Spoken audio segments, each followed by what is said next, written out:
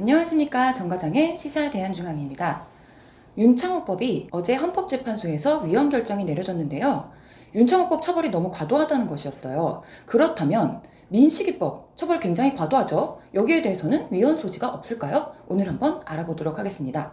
저희 법무법인 대한중앙 대표 변호사님이 헌법 전문 변호사님이잖아요. 제가 자문을 받아서 이야기를 드리려고 하는데요. 일단 윤창호법이 위헌이 됐던 것은 형벌의 비례 원칙을 어겼다라는 겁니다. 형벌의 비례 원칙이라는 것은 책임의 정도에 비해서 형벌이 너무 과도하면 안 된다라는 건데요. 윤창호법이 보면은 과거의 위반 전력이 뭐 몇 년 전인지 이런 것들이나 아니면 알코올 농도가 얼마나 됐는지 이런 거랑 상관없이 모든 사람들을 일률적으로 엄격하게 처벌하는 건 너무 과도하다라는 논리였는데요. 이 논리를 민식이법에 그대로 한번 적용을 해봅시다.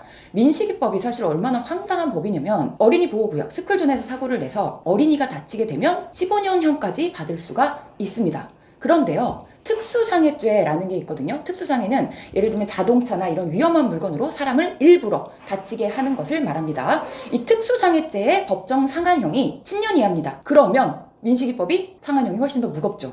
그렇다면 내가 민식이법을 위반해서 스쿨존에서 사고를 냈다. 그러면 차라리 나 일부러 제쳤다 라고 얘기하는 게 더 유리할 수도 있는 황당한 상황입니다. 그렇다면 이거는 당연히 형벌의 비례 원칙을 어겼다라고 볼 수 있겠죠. 특수상해라고 하는 것은 고의를 가지고 일부러 하는 행동입니다. 그런데 민식이법 위반이라는 것은 어떤 주의 의무를 다하지 않았다. 그러니까 과실에 대한 처벌이죠. 그럼에도 불구하고 고의에 의한 강력범죄 이거랑 비슷하게 또는 더 강하게 처벌하는 민식이법은 당연히 위헌 소지가 있는 것이죠.